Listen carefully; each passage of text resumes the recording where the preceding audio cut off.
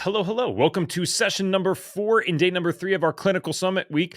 My heart has skipped a beat because I just watched Lindsay. Oh, good, she's back. I just watched her drop as soon as we started this, and I was like, Lindsay, no. So we got her back here, which is great. Guys, it seems like a lot of people are confused about the tagging and the story thing. So there's nothing that I can do about that right now. It wouldn't matter for today's entry anyway. We're already going to announce the winner at 4 o'clock Eastern. What I will do tomorrow, though, just to help people out, is I'm going to either record something or I'm going to show you guys live. I will actually show you how to do a story just so you don't miss out on tomorrow's giveaway and you don't miss out on the mega giveaway on Friday. I will physically show you guys how to do this if that helps out. No worries. Okay, let's get Lindsay in. Lindsay, you scared the crap out of me for a second. I just saw you drop as soon as we started. I'm like, no, what happened? But you're good now? Hey, welcome everybody. It's good to be back. So today in this talk, we're going to be talking about toxic burden and recognizing diverse symptoms and knowing what to test. I agree with you, Ev. I kind of feel like this testing should be part of the basics, but I get that like sometimes it's not. So this will kind of teach you guys when you really should start thinking about it. This is just my background. And my disclosure is I do work for Mosaic, who provides the testing.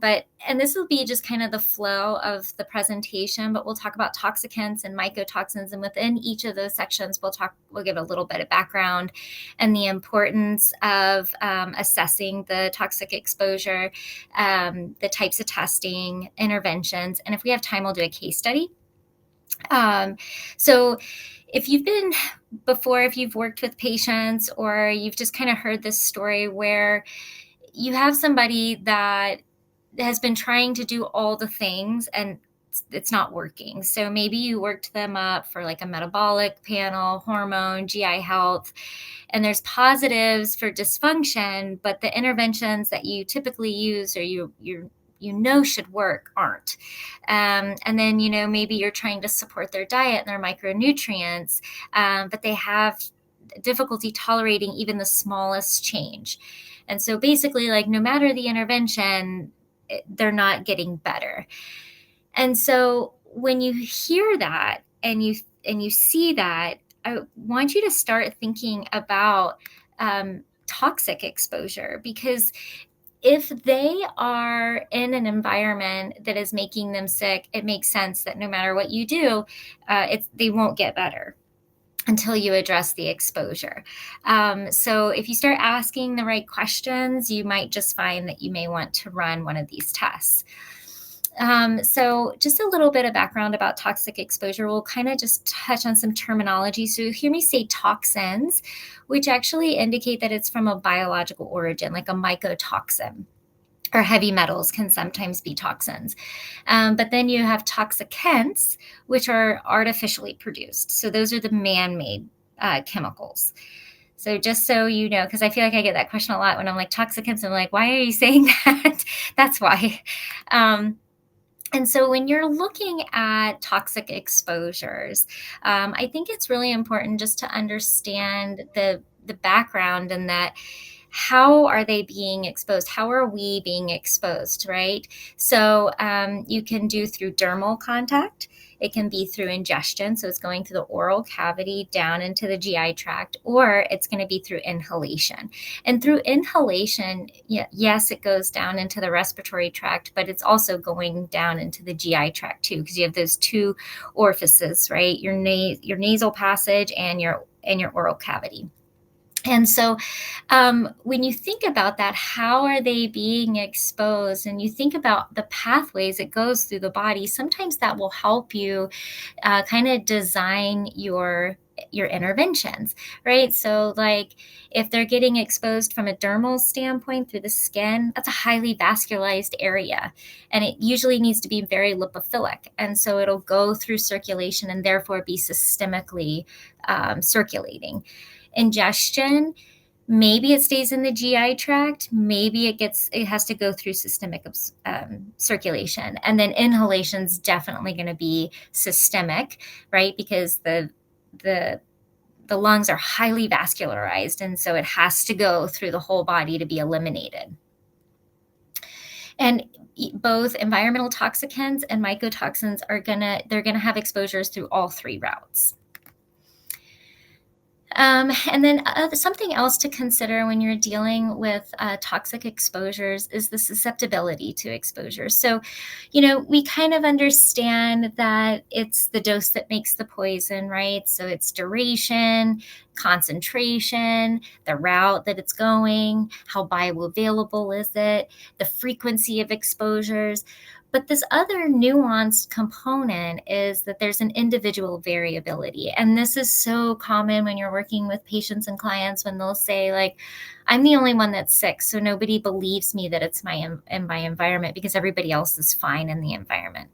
Well, maybe they have other underlying conditions that are making them more susceptible to it. There's also a component with genetics, right? We see that with like MTHFR and HLA. And then there's an age component. I mean, from a young child that has an immature liver compared to a healthy 21-year-old, it's going to be very different in how they process things. And even there's some evidence to suggest that gender plays a big role too. So just kind of thinking about that too, that just because they're the only ones sick in the home doesn't mean that it's not the environment. So let's talk about toxicants for a minute. According to the World Health Organization, more than 160 million chemicals are known to humans, and 40 to 60,000 of them can be found in the commerce. And then of those, it's about 6,000 that account for more than 99% of the volume of them. And it's projected to double by 2030. And unfortunately, as you can see, there's like so many. So there's just not enough manpower to be able to monitor all of them. I mean, they're being made faster than they're being able to be documented.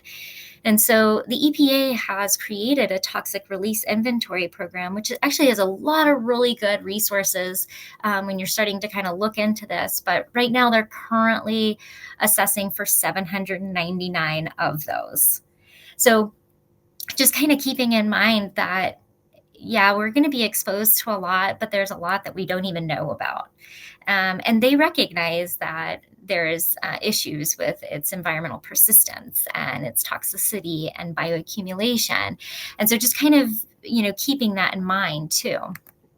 And so when you have patients or you're kind of collecting information about them, start being aware of, what are they doing in their environment. So, trying to remove problematic pests. And I put a big emphasis on this with their neighbors and where they're living. So they may themselves not be using these kind of chemicals, but it doesn't mean that their neighbors aren't, and it doesn't mean like their HOA isn't, and it doesn't mean that their building maintenance isn't. So like people that live in apartments, sometimes apartment companies will come in and they'll spray for pests, and then they'll be spraying the herbicides, and we're not even that aware. Or airplanes, right? Airplanes actually spray for pesticides inside because they need to keep the bed bugs down.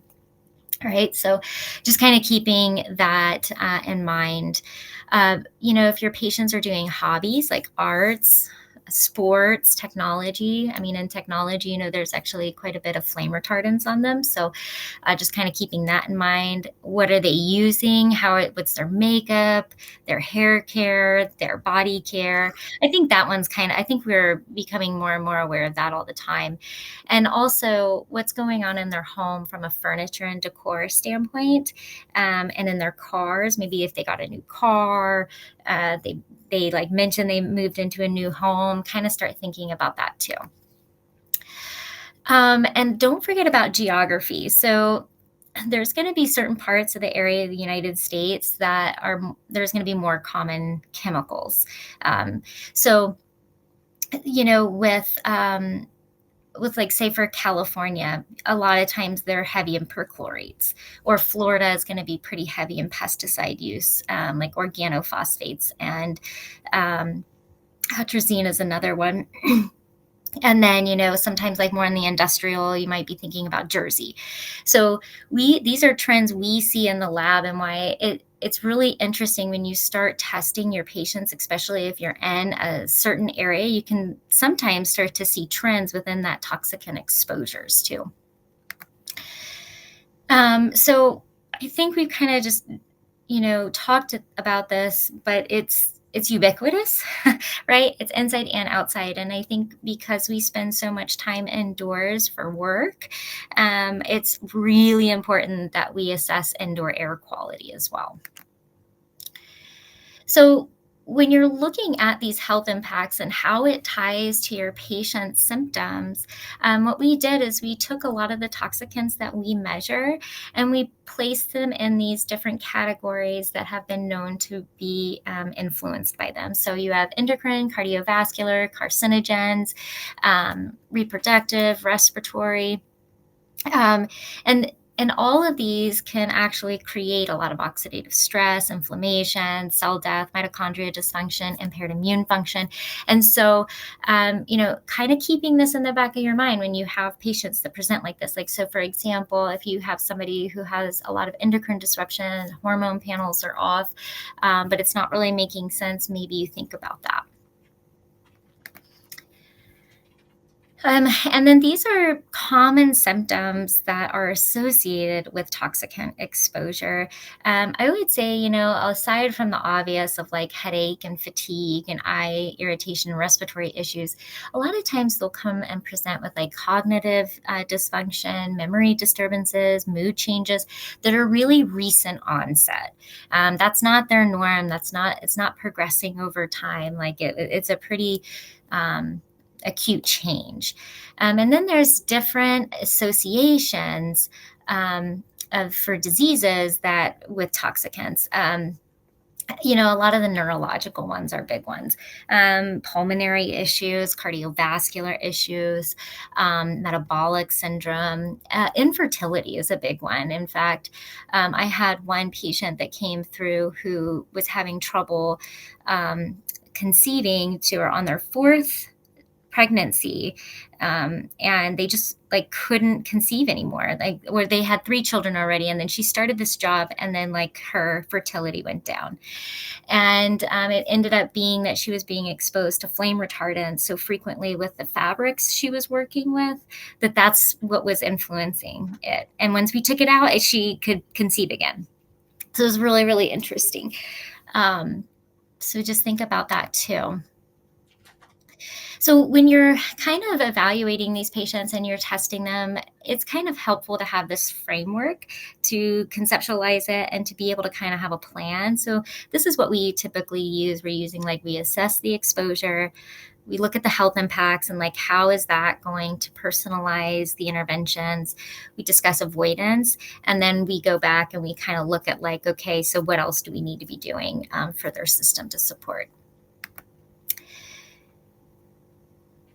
So hopefully it's like loading, come on, you can do it. But I think this is when we're going to look at the toxicant testing itself. Evan, can you see it on your end? Mine is like, I see the word toxicant testing. Are you looking for something else? it's like my slide's not.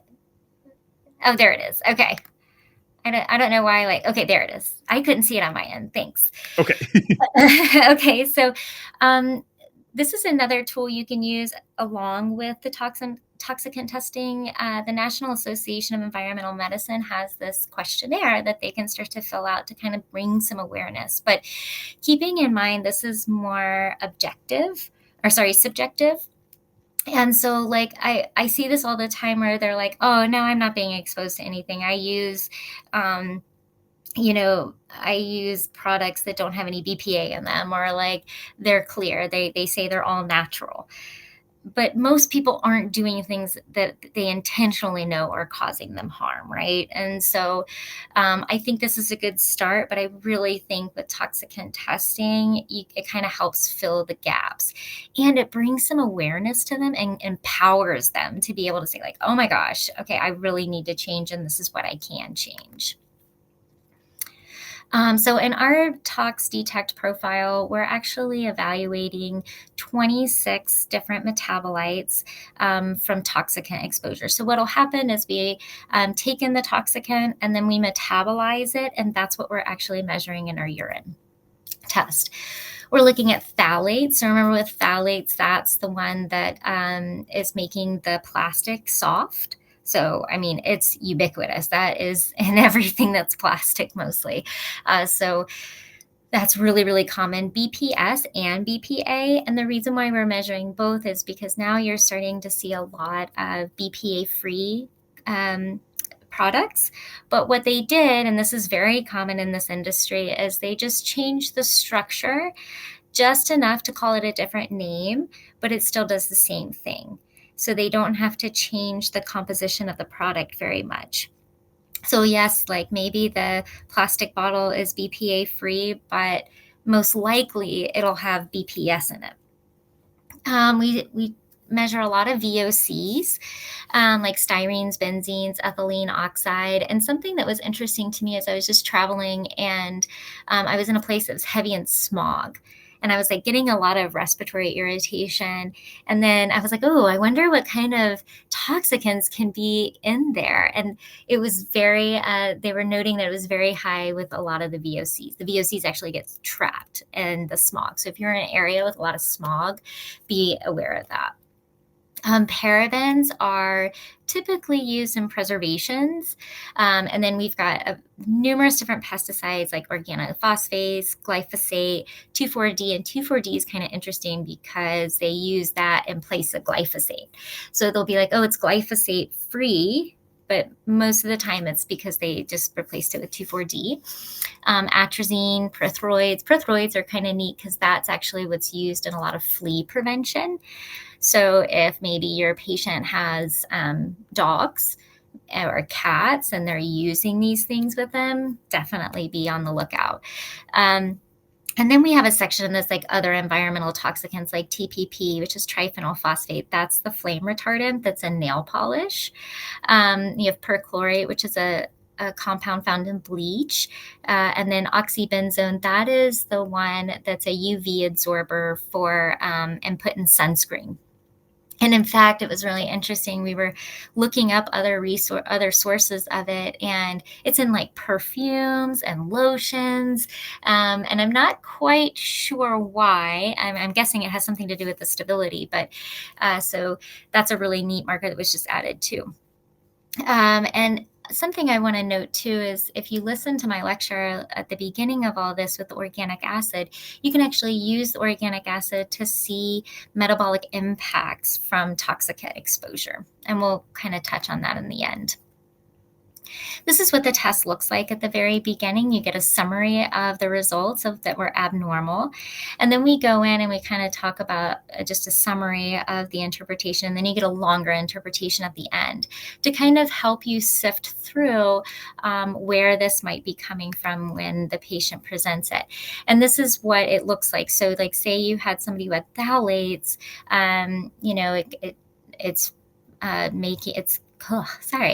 tripping over my words.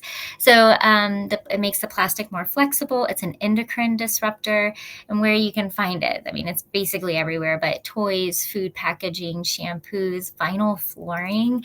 That's really interesting, right? Because like a lot of people will get this new flooring and then they get kind of, they have illness afterwards. So you find what they're being exposed to. Now, what do you do, right? I think that's kind of the biggest question. In an ideal world, you want to try to remove the exposure if it's possible. So we talked about indoor air quality, like having good air filters in the home. Trying to see like where are they spending most of the time in the home? Can they open windows? Can they start like helping with air circulation? What are they using to clean? What are they cooking with? That's a big one because a lot of people just don't even have the awareness that they're cooking with like things that have plastic or have heavy metals in them. And I usually look at water and like what kind of filters are they using on their water. That tends to be a really common exposure, is within the water, especially depending on where they live. Um, and this is all about like educating your patients, empowering them, but not to overwhelm them or yourself, because sometimes you can kind of get into the weeds with this. So I really like EWG. They have a great app that you can just scan things. It's called Skin Deep. And then you can also go on their website and look up the toxicant, and then you can see all the products that have it. And try to start with the most concerning or the one that's the highest. And I kind of give them the goal that's like, we're going to reduce what we can, and then otherwise we're going to support the system to handle the rest of the environment, because you can't always take out all the exposures, but you can help build up the system to be able to tolerate things better, and like reducing the load at the same time. So, we kind of talked about this, but I also want to just make note that make sure they're reading labels on clothing. A lot of flame retardants are on clothes. And so are pesticides, because they're coming over from other countries, right? And so they spray them to prevent any bugs from getting on them during the travel. And make sure you allow for off-gassing. And I get this question a lot about like, what's the best water filter?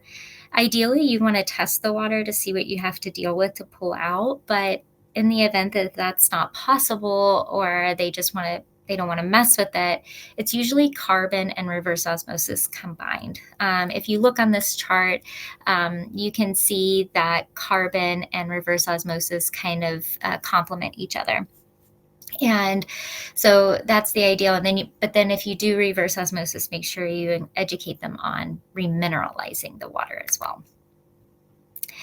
So when we talk about personalized therapies, it's really going to be dependent on what toxicants you find, because sometimes there's these oddball ones, like if you find organophosphates, sometimes you have to upregulate the PON1 enzyme, and you do that with pomegranate juice. And so sometimes it gets a little specific, but I think some generalized therapies like sauna, NAC, glutathione, sulforaphane, super helpful. Soluble fibers are really helpful.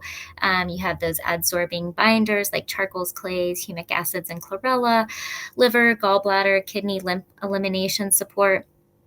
And don't forget to support the gut, like the gut bacteria, because they actually can play a big role in how you're metabolizing these toxicants. And then sometimes the toxicants are also influencing the gut microbiome too.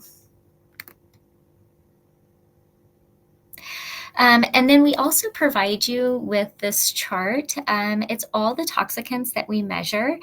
And we talk about if they're lipophilic or not, and their half-life, which can sometimes be really, really helpful if you're trying to decide, like, how is this person being exposed and when were they exposed? Because if it's hydrophilic, which means it's just water loving and it's just flowing on through and it has a short half-life, it was probably from a very recent exposure, versus like compared to something that's very lipophilic, has a long half-life, then you may not be as clear if it's a recent exposure or maybe that happened a little while ago and they're just now eliminating the rest of it. We also give you insights into what phases of detoxification they went through, so you can kind of better support their elimination, more personalized, right? And then we give you some like any additional information that needs to be there. So for like benzene, when they're exposed, some green tea can be helpful for elimination. So can broccoli sprouts, and they've been shown to get into the red blood cells. So, you want to look at like make sure they're not anemic. So that's all on our website, and then you can use that to kind of help guide the interpretations as well. And then we also provide you with this liver detoxification handout that just kind of goes and reminds you of like the phases that they're going through, phase 1, 2, and 3 of elimination. And then on the back of this handout, you get the different vitamins, minerals, flavonoids and polyphenols and all these different nutrients and which phase they influence. And so, based on like maybe you have some genetics that shows that there's certain phase 2 enzymes that don't work appropriately, or maybe they're not being produced adequately. And so then at that point, that maybe you have to support that phase a little bit more. And then on this side it's just kind of interesting. There's different toxicants and how they affect our microbiome, and also how the microbiome will help metabolize certain ones. I'm all about the microbiome sometimes, if you can't tell. So, okay, that was toxicants, and now there's these mycotoxins, right? And I feel like this is a hot topic. A lot of people are talking about mycotoxins, and what they are these chemical byproducts of molds, and they produce them for defense. So if there's some molds competing with each other, or maybe the molds are competing with bacteria or other fungi in the environment, they can produce these mycotoxins to help them win, basically. They're a global health threat. Nobody's immune to mycotoxin exposure. They can be found in foods, beverages, enclosed areas that have had water damage to them. And they can even be found in supplements, which is why it's important to get good supplements that have been third-party tested. And the health impacts are just numerous. Like head to toe, they can affect. And so, you have neurotoxicity, hepatotoxicity, nephrotoxicity, endocrine disruptions, carcinogens, immunotoxic. And then that sometimes in itself is why they can be difficult to pinpoint, because they're systemic issues usually. There are certain ones that can bioaccumulate. Some can, some can't, depending on their structure and half-life. And then just like most of the other toxicants that we were talking about today and the toxins, is that the susceptibility is highly individualized. And just some like things to keep in mind, not all molds produce mycotoxins. So one of the things I usually say to my patients is like, all mycotoxins are produced by fungi, but not all fungi produce mycotoxins. So not all fungi is bad. It's just these ones that are producing these toxins that really hurt our system. There's been more than 400 mycotoxins have been identified to date, and it's growing. Mycology is a really interesting field, and there's new things always coming out in it. They'll be highly variable in toxicity. So some are actually used in medication, like mycophenolic acid, for example. We use that to suppress the immune system for autoimmune diseases or for transplant. So it may not have as toxic effects, say, as like a Stachybotrys mycotoxin, right? That's just like carcinogenic, and it's mutagenic, and it is nasty stuff. So just kind of keeping that in mind too when you're looking at mycotoxins. But like I was saying, the health impacts are pretty numerous. And what we did here is kind of similarly to the toxicants. We put the mycotoxins, we categorize them based on what they do and their mechanism of action. So you have a wide range of health issues, and then you look under, and then you can see the mycotoxins in there. So where can they be found? So food is a hot topic, but just keep in mind that there's certain, here in the United States, we do have, like the FDA is monitoring, the livestock industry is monitoring. And here our problem is quality, not quantity, but in areas where, maybe they're not as developed and quantity is more important than quality, then they probably have more of an issue with their food. But these are common foods that it's been found to be contaminated in: grains, wine, nuts, coffee, dairy, corn, certain fruits, and certain vegetables. And then the water damage building. So Anytime there's been water damage and it's been able to grow and the mold has been able to grow with that, that's where you're going to have issues. And think about, high humidity, elevated temperatures. Those tend to be issues. I think like molds, some mycotoxins, the more common ones anyway, tend to be produced around like 68 to 75 degrees Fahrenheit. So kind of, thinking about like indoor environments from that standpoint. They can be found outdoors, but remember that in the outdoors, it's not an enclosed space, so it's not always the biggest issue. It's unless, like that's like a very chronic exposure. And it's, maybe in like a barn outdoor kind of scenario. Vehicles. So don't discount vehicles as an exposure. In fact, there was some recalls on, I think it was like BMW, Lexus, Toyota, Mercedes, and Tesla for mold and their HVAC systems. And you can actually go into looking those up and see if like your car qualifies, but just being mindful of that. And then like if they have like a sunroof or something that leaks, definitely consider that as well as a source.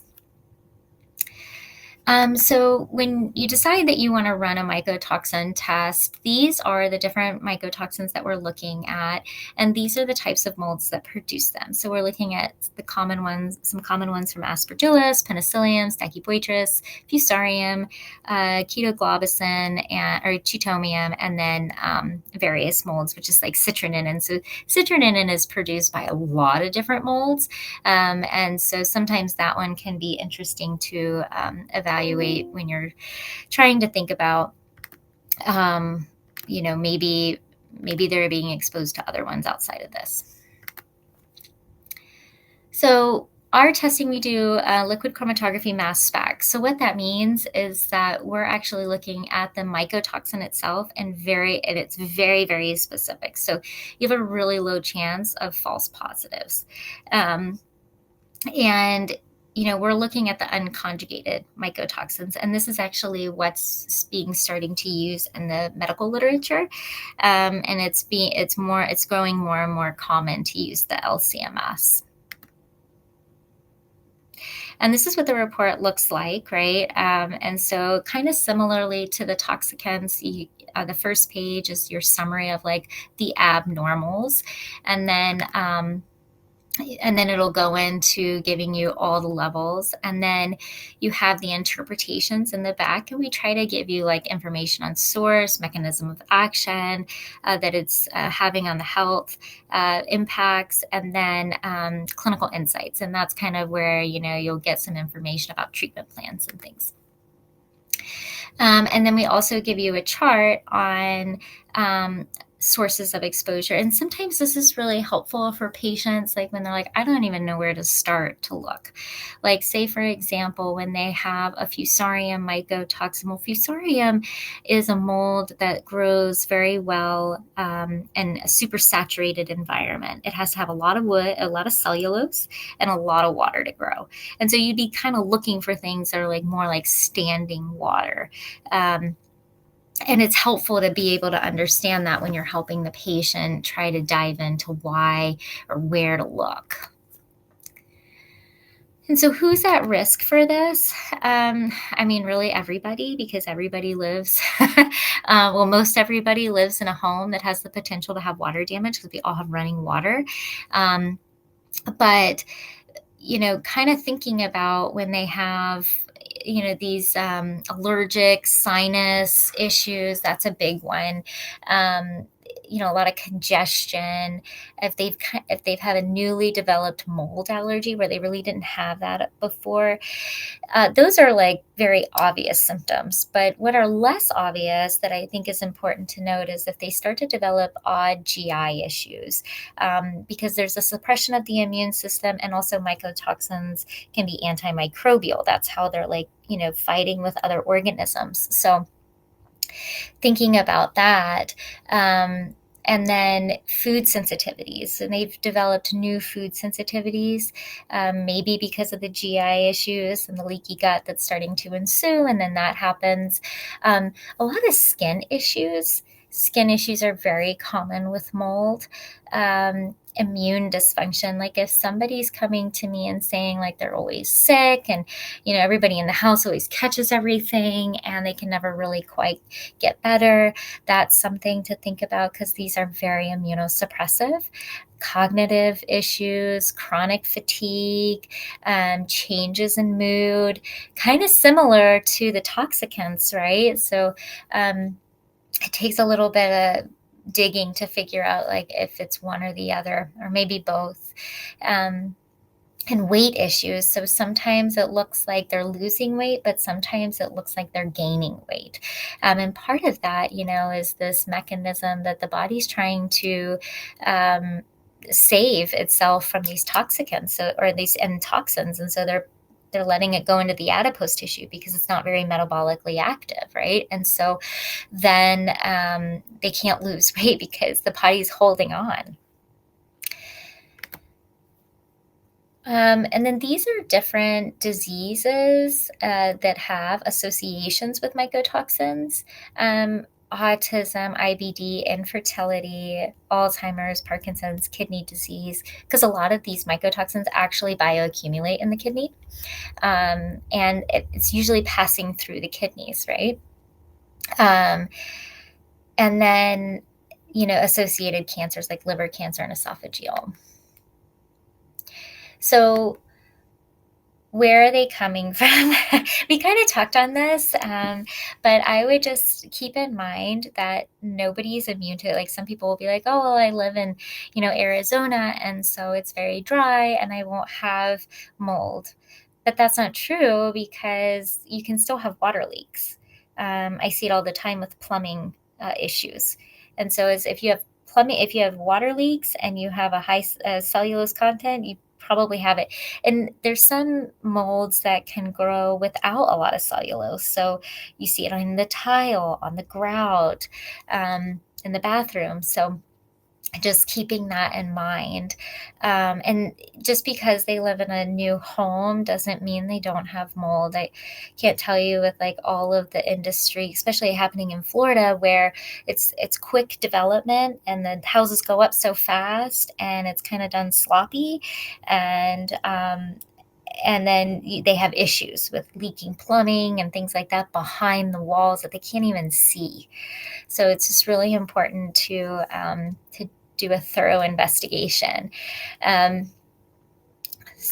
So then, it's not always obvious where it is. Like sometimes you can visibly see it, right?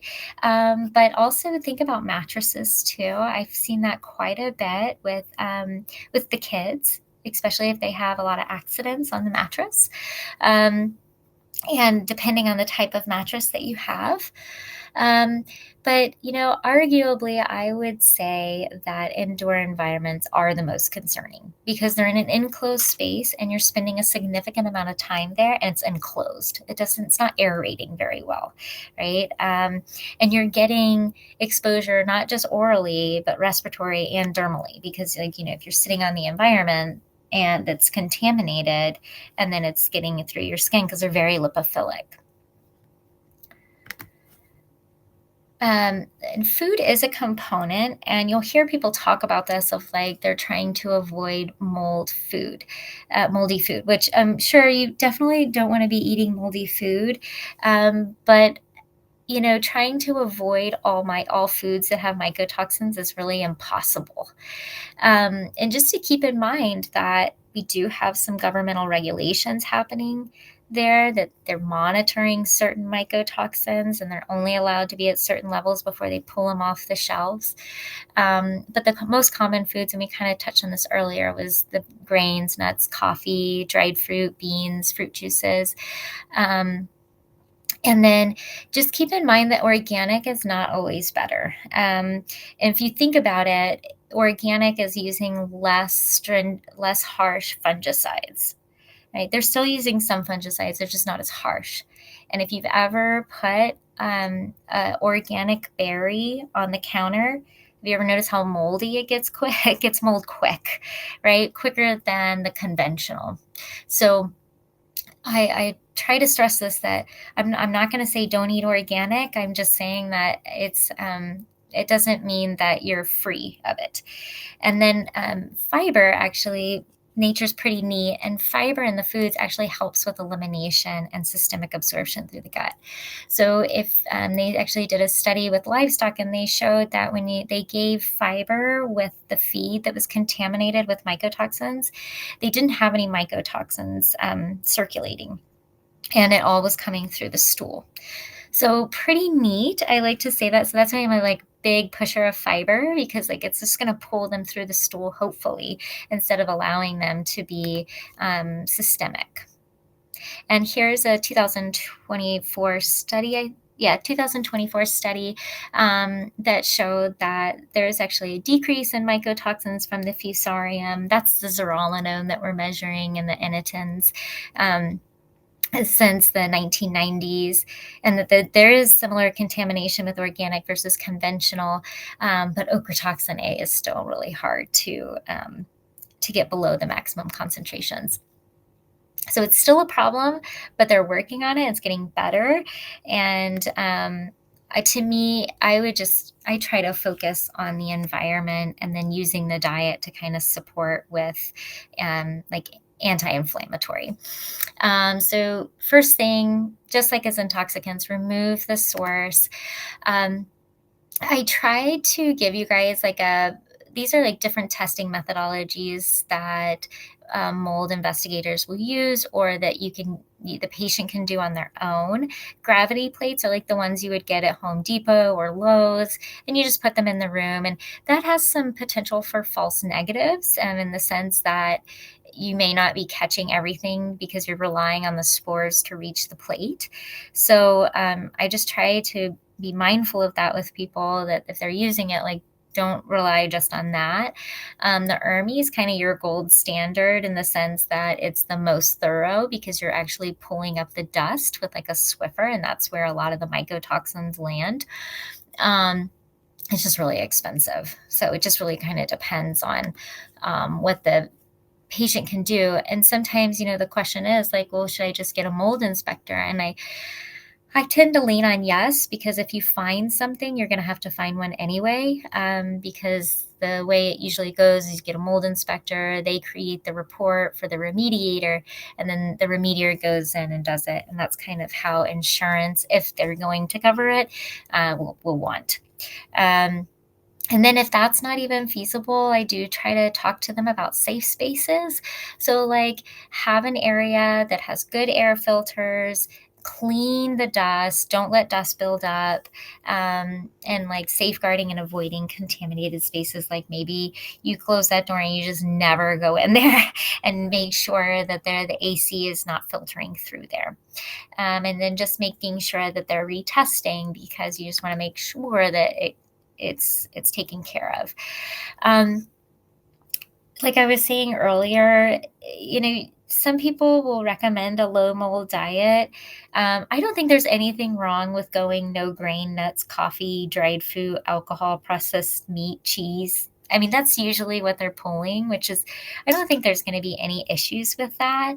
I just, want to make sure that the patient is getting a diverse diet, that it's anti-inflammatory, they're getting a lot of good fiber, they're not missing out on nutrients. I would just say that, and that they don't have to hyper focus on it, because sometimes like that just like really weighs patients down, depending on like what they're dealing with. So kind of some foundational supports, like optimize elimination. It's similar to what we were talking about with the toxicants, like optimize gut function, hydration, and like flushing things out, sweating. I really emphasize too for these patients to support the mind and spirit, because it's a very taxing thing. Same could be pretty much said with the toxicants, in that you're asking them to evaluate a sacred space, which is their home. And so they can get very stressed with that, especially if they don't have a lot of support at home. So I would really emphasize, find your support system, and because it's difficult to heal if that's not aligned. And then I'm a big pusher, obviously, of like fiber, protein, nutrient density, rich foods that are whole.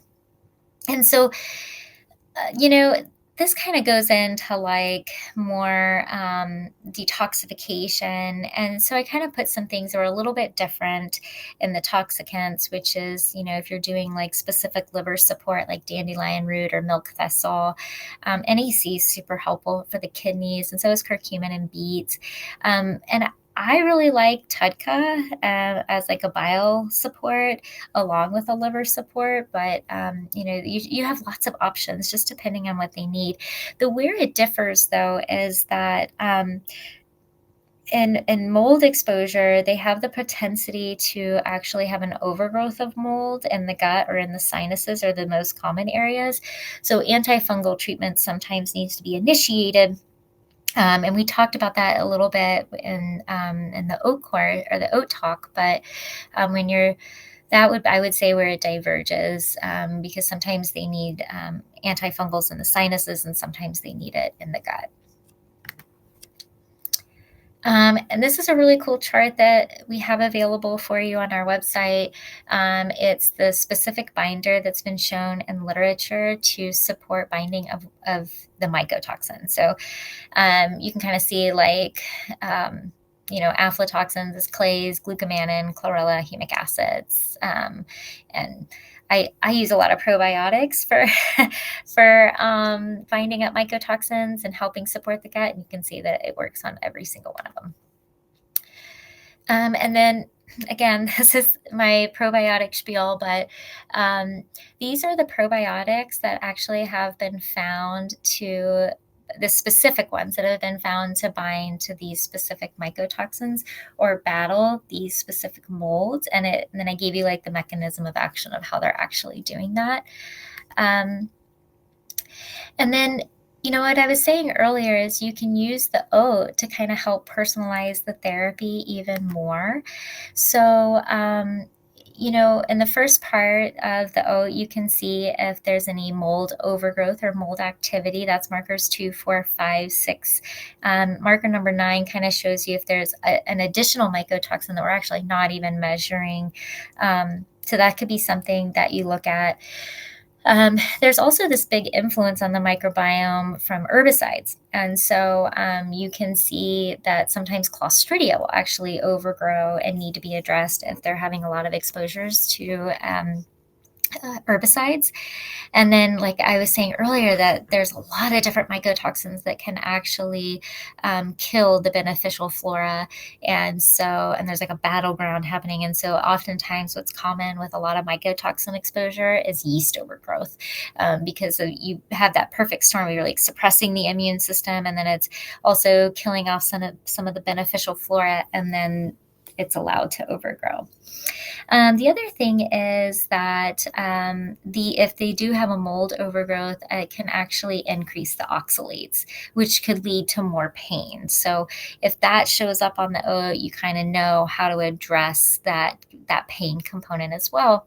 And then with the mitochondria, there's a very specific influence on the succinic, which when we talked about this on Monday, this could be a big influence on the energy production of the mitochondria. And so definitely want to support this, but it can have a whole cascade effect on the mitochondria. So really supporting that. And then you can also see potentially how it's influencing glutathione and methylation processes.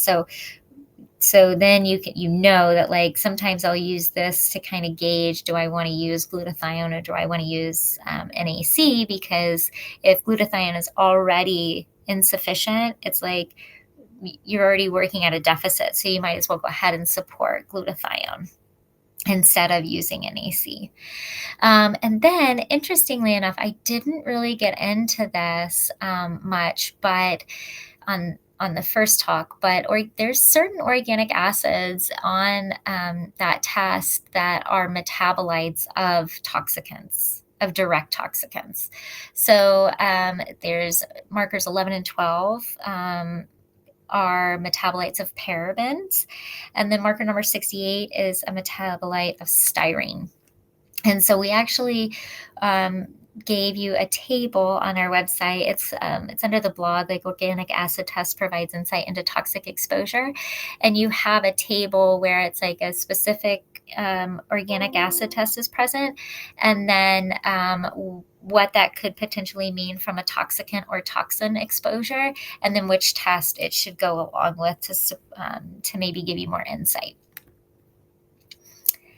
And then we actually sell like a whole composite of the oat, the mycotox, the tox detect, and heavy metals. And I didn't really go into heavy metals too much because I was kind of limited on time, but we have so many resources available to kind of help with that education. And these are the ones for the toxicants. These are the ones for mycotoxins. And then this is the one for heavy metals. We have a whole like heavy metals like webinar and blogs if you want to learn a lot more. I also like ACAM is a good one for heavy metals, and so is the American Academy of Environmental Medicine. They have really good resources on heavy metals if you want to dig into that a little bit more. And then just remember that you always have us to kind of support you if you need it. So you can call and schedule a clinical education consult, and you can speak with myself or any of my colleagues, and then we can kind of help you walk through the test and kind of help you put it all together, and maybe help figure out like where the sources are, what to do, what next steps. So you have a lot of support with us if you need it. And you can always contact your sales rep to get more information too. And then there's a case study, but I don't think we have time. So I'll just kind of be here for questions if you want to answer questions. Is that okay with you, Ev? How about, if you don't mind, let's ask the audience here, unless you have to go. I was totally fine with giving you the extra few minutes. So it's going to take about 60 seconds for these answers to come through. Let us know. Do you guys want to jump right to Q&A, or would you like to do the case study real quick with Lindsay? Let us know. There is some questions here already, so we might as well answer them while we have a second. Okay. What was the website again for all these resources? Let's see. These are all on the Mosaic website for all of these blogs and webinars. You can just go to the Mosaic website and go for that specific test, and then it has the resources below it of what of the ones that are associated with that test.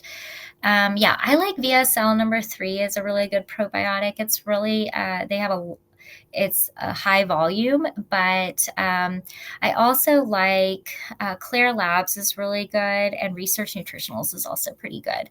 I like Orthomolecular as well. Those are kind of my top 3 because they have a lot of variety. All right, suspense. 2 for case study, 1 for Q&A. What else we got? I'll say first 1 to 5 wins. 2 for case study, 1 for Q&A. We can do one more question in the meantime. You guys are kind of getting the case study, I guess, or the questions anyway. 3 for case study. We're getting there. It looks like that's probably going to win. I say we do the case study. Let's take the risk. Let's do the case study. Sure. All right. So the renovator. This is a woman who was refinishing her old home. She was doing much of the work herself. She didn't wear a mask during the early stages of the demo, sleeping in one of the bedrooms with a HEPA filter. So trying. There was visible mold in many of the rooms that have already been worked on. And the diet's predominantly takeout, eating out, because it's going to be hard if you're doing the remodeling to cook at the end of the day. So her symptoms, she has some difficulty sleeping. She has a resurgence of her asthma. She's got headaches, feels foggy, slow to fire. She's got some GI changes. Everything seems to bother her. So, to me, when I hear that, I'm like, oh, her bucket's overflowing, right? Mood changes. She thought it was more just like stress from everything that's going on and not sleeping and kind of feeling displaced. But, oh no, hopefully All good or Okay. So there you go. okay. A little slow there. So for when we ran the tox detect for her, this is what showed up. So she had some phthalates.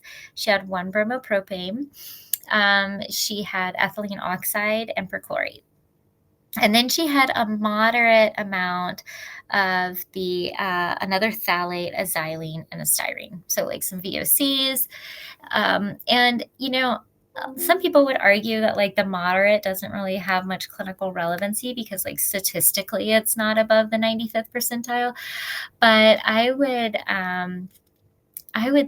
argue that it's just kind of adding fuel to the fire. And so you might as well just address it too. And then we also ran a mycotox on her. It's pretty significant elevations, right? Like an ochratoxin A of 46, citrinin at 109. And you typically see those together. Those are very common. And interestingly enough, they work synergistically. So together they will make more of an impact on the patient, particularly in the kidneys. And then gliotoxin is really interesting because gliotoxin oftentimes kind of signals that there is an overgrowth of either mold or candida in the system, because both can actually produce it. So kind of look at her oat. She doesn't have any mold overgrowth, thankfully. Markers 2, 4, 5, 6 look normal, but she does have some candida overgrowth. That's marker number 7. Some general dysbiosis 12. She's got some clostridia based on marker number 9 or marker 17. She's got mitochondria stress with 24, 25, and 31. And that 24, that's the one I was telling you about that really influences the electron transport chain and the ATP. And so that is probably a big component of her fatigue and her brain fog. I would say I see it all the time. And the stress from the mycotoxins and the toxicants are probably also stressing that enzyme.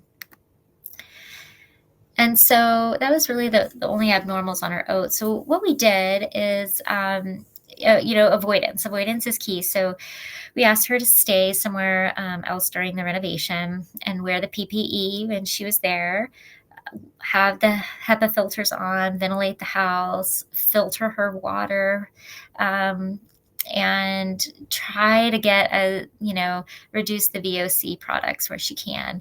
And try to avoid the mold, right? And we talked about sleep hygiene. So minimize the electronics, dim the lights before bed, because you're trying to support that circadian rhythm that often gets disrupted with mycotoxins. So like the white noise and sleep mask, body scan meditation. Then we recommended marshmallow root, cold infusion, and chamomile tea to kind of help with not only the stress from the chamomile, but the marshmallow root is also very helpful for the GI tract. Really educated on no more plastic.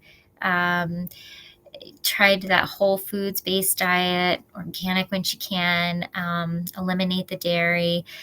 No artificial sugars, and just being mindful when she's eating out. I know in some areas, it wasn't the case in hers, but you can actually bring your own takeout containers. So that can be one way too. And then at least 64 ounces at least of clean filtered water a day. And then we used a blended binder product. So I usually start low on this and go and then work them up just to make sure that they tolerate it okay. And with binders, everybody kind of has their own one that they like. And some people like to use charcoals and clays, and some people like to use chlorella and humic acids. I would argue you could use both. It just depends on the patient and how they tolerate it, and the length of time you choose to use them. Fiber is super important here, right? Because it's not only feeding the beneficial flora and helping them thrive, but it's also binding to the toxicants and toxins, and it's helping with bile. So sometimes those toxicants and toxins will get stuck in the bile, and then it like recirculates in the liver. So you use the fiber to pull it out. And then we use fish oil for cellular health and for the inflammation and the neuro component. And then we used liposomal glutathione. We also use a GI repair powder because with the overgrowth and the toxin and toxicant exposure, her gut was not in good shape. So we use zinc, IgG, colostrum, and slippery elm. We did DGL tabs as needed, digestive enzymes with each meal, and then melatonin at bedtime. And so we also added some additional testing for her. We wanted to do the heavy metals just to kind of check and see what was going on with that. Stool testing to get a little bit more information about the GI lining and the bacteria component. Because remember, the oat is great for mold, yeast, and Clostridia. But outside of that, like a stool test is probably ideal for bacteria. And get some clues into like what the actual ecology of the gut is and the environment there. And then we did salivary hormones and DNA methylation to get a little bit more insight into how she was going to be able to deal with all of this. Okay. And then that was the case study. So, and I will say, like, we followed up with her and she was doing much better. She thankfully finished the renovations of her house. She didn't do the follow-up testing as we kind of hoped, but sometimes they don't, so, but she was doing so much better that we kind of just assumed that she was eliminating and reducing her exposure from that. Awesome. Well, Lindsay, I'm glad we got to get through the whole thing and that we recovered here. So it effectively didn't matter because I just did something I was going to do at 4:00 Eastern before. So all good. If you guys have any last second questions, let us know. We'll probably just do about 4 or 5 minutes of Q&A, not to rush it, but just because I do have to get you guys to the 5 and 5. So we're going to be going over the mucosal barrier assessment today. So anything leaky gut, intestinal permeability, if that's your jam, well, you're going to get that today. I have just a selfish question first that I'm interested in. So I'm not a fanatic of any diet. I do think that the ability for someone to be able to get into a state of ketosis is important. And so what I mean by that is, if I fast randomly for 24 hours, I do believe that I should be producing decent amounts of ketones. I don't think that I have to do this for 5 or 6 years, as some people advocate for. This is just my opinion and my experience with this stuff. But I can objectively say I am way better off that I now can have that metabolic flexibility. So what am I getting at here? One of the things that you see typically when people are in ketosis is they seem to be more effective at detoxifying. So I'm just totally curious. Have you ever seen someone run one of these tox panels, start a ketogenic thing, and then run another one? And this is very specific. So maybe this has never happened, but I'm just kind of curious. No, I mean, not that I can say directly like that. Like we haven't, but that's a really good idea. I mean, sometimes what we'll do in the lab is we'll run it on ourselves, right? Like that's the fun part about working in a lab is like we've done tons of experiments on ourselves, and that might be one to do just to see like how it influences the excretion. We have thought that was a component we were interpreting the results, right? Because when you have the oat, you can see that they're in ketosis. And then you can go over to the toxicant and see like what their exposures are like. So we've hypothesized that, but never put it to the test. But maybe we will. No worries. Just totally curious because one, I think again, it's probably an important and even I would go as far as to say quite natural thing to be able to get in and out of. And it seems to be whatever people subscribe to, but this like God-given ability, fasting and ketosis to be able to clear a lot of crap. Now, whether God intended for all this stuff to be here today, I don't know. But, it seems to be an advantage that we might have, and it's free. In fact, you'll save money because you're not eating some of the time. So just totally curious. All right, let's see what else we got here. This was from before. Brianna, could that sorry, you might remember what you were saying at this time, but this was from about 10 minutes ago.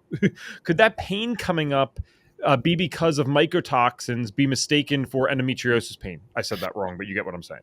Yeah, no, I mean, it's very possible, like the inflammation from that, and also remember that, these mycotoxins can influence how candida can overgrow, which can influence oxalates, Mm. which can then therefore cause pain. And then the other component is like if they have a mold overgrowth that's producing oxalates directly, and that's like, along with the mycotoxins, it certainly could. And I have seen mycotoxins influence bladder pain and urethra pain too, because of like how it's irritating the lining. So, I mean, it's very possible from a lot of different angles. No worries. All right. What else did we have from before? This is what was an interesting one also from Brianna. Would that be another argument as well for sleep to keep your central air around 64 to 65 degrees? I believe they have to mean Fahrenheit. Um, I while you're think sleeping. I think I remember that question when we were talking about mycotoxins being produced at certain amounts of time, like in certain temperatures. I mean, yeah, you could argue that for sure that it might help reduce the mycotoxin expulsion from the mold. Mhm. Um, and, also like mold has a harder time growing at cold temperatures, or most mold does. Mm. Some mold can, but a lot of them like to prefer that kind of like warm environment to grow. I think about spring and summer when the mold is more active, Yeah. versus the winter. Okay, maybe I hope I'm not being stupid here and missing something. I Mhm. could it go both ways? Because I feel like if I turn up, I mean, listen, I love sleeping in the cold. I'm just playing devil's advocate. If I turn up the AC super high in the winter, that sometimes can create a lot of condensation depending on where I'm at. So does that ever, Oh, you know what I mean? Like, would that yeah. ever lead to issues? I guess if you have good AC, that doesn't really happen. Like, the apartment that we're in now, it's not an issue. But the apartment I was in before, I didn't fully understand this stuff, and like we would turn it up, and there'd be a bunch of condensation, and that was the one that had mold in the frickin' vents. Yeah, totally. And also I would argue, just to play like devil's advocate too, and Mhm. not to, I feel like I don't want to be a Debbie Downer, but sometimes when you stress the mold, it produces more mycotoxins. Hmm. So, like for example, people will use dehumidifiers in homes that have mold already. And what that does is pull the humidity out of the environment, and it stresses the mold enough to where it feels like it has to kick on survival mode. And that's what mycotoxins are, right? They're producing the mycotoxins on the Yeah. survival mode component. So, what they say is to not use dehumidifiers until the mold is either completely gone or you're just trying to prevent it. Okay. Wow. Brendan Vermeyer, I don't know if you know him, but he'll be, I think, speaking tomorrow or the next day. Mhm. He said something before. He was teaching me about mold, and he said something that always stuck out to me. He's like, you have to remember with mold, parasites, fungi, all this stuff, it's like this stuff's been here for a long time, and that's Mhm. because it's really good at surviving. So that's just so crazy to hear it worded as like it almost fights back. And you're kind of speaking tongue in cheek, but really not. It's almost literal. Like it's has a survival Yes. mechanism in it because that's why it's been here longer than us. That's interesting and scary and insane. And at least mold doesn't have a face to it, at least that I know of. The parasites, when you look at them and you see like, oh, you're a little evil creature, aren't you? Yes, I know. I know. And it's funny because I try not to be like too much that like all mold is bad and like all fungus is bad, right? Because fungus has like a lot of benefits for us. Um, but there's certain ones that you definitely don't want to deal with. Okay. And we'll do one more question real quick. And then we have the 5 and 5 for you guys where we're going over the mucosal barrier assessment. Let's find a good one here. Let's good one. Not that they're not all good. Sorry. Got to be careful here. The delays are ridiculous. There was someone asking a question to Dan like 40 minutes into your presentation. So Oh no. that's all right. I think Um, the one I did see sure. was about the toxic release inventory. And you can just go to, if you just Google toxic release inventory, you should be able to find that website. Okay. All right. How about this? Just any final words of wisdom for the people? I just got my oat results in yesterday. They're looking actually very good. The mycotoxin portion was not looking great, Oh, but no. the oat was shockingly good, actually, considering the mycotoxins and where they were at. Yeah. I would just say that, toxicant and toxin testing is really important, not only for kind of getting to the bottom of why a patient is sick, but also because it helps initiate change. And if you have that data that you can show, I think one, a lot of people get more serious about addressing it Mhm. instead of just kind of having this chit chat about it. And the other thing is, if you run enough and you're in an area where you're finding commonalities, it helps you create more change higher up. Because For right, sure. like that's where the change happens. It happens at the political level a lot of times. Mhm. And so if you have the data, then you can bring it and say, like, we're seeing a problem here. Mhm. So So cool. And yeah, I'll guess my final, not words of wisdom necessarily, but just why the FDN foundationals were created after 10,000 people had labs run on them. So I'm not necessarily saying that we change it, but I am suggesting perhaps considering all the other ones that get thrown around, people are running HTMAs and this, that, and the next thing. All good tests. I like them all. But every person that you run a toxicant panel on is going to have something there. And so, if nothing else, I think it would just be a fascinating before and after for the client to mhm. see, hey, we've been working together for 6 months. Here's where you were at before. I can show you that we've made you better off afterwards. But sometimes the client, they forget how bad they felt at one point. Yes. Maybe they're only getting 0.5% better each day. So you get 6 months into the protocol, they're like, oh, well, that kind of worked. It's like, well, dude, if I compare you to day one, you feel 80% better. So if we Yeah. can have something extra objective that shows them that this changed, I think that's really, really cool and significant. I'm going to think more about this. And then I know we said this the other day, but I'd love to have you on the podcast and maybe I'll run this Mhm. test first. Then we'll have you on the podcast and we'll do some live analysis to Oh, encourage you to do yeah, it. that would be fun. Those are always the best. All right, Lindsay, thank you so much. And I You're most appreciate you welcome. persevering through the lag in the beginning. And that was an awesome presentation.